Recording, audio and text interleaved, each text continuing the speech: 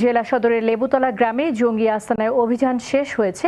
এ সময় 8টি বোমা ও একটি 9mm পিস্তল জব্দ করা হয় এবং আটক করা হয় শামীম নামের এক সন্দেহভাজন জঙ্গিকে।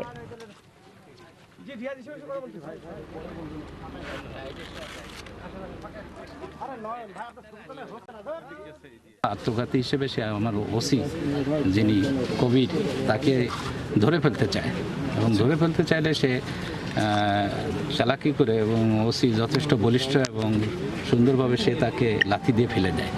তৎপরবর্তীতে লাথি দিয়ে অনেক দূর পড়ে যাওয়ার পরে ওর বোম ব্লাস্ট হয় এবং তার মাধ্যমে ও আহত হলে এর পরবর্তীতে ওর সহযোগীরা গোলাগুলি শুরু করে এবং আমাদের লোকজন যারা ব্যাকআপে ছিল তারা গোলাগুলি করে এবং গোলাগুলি করার পরে এক পর্যায়ে আর একজন বাইরে মারা গেছে।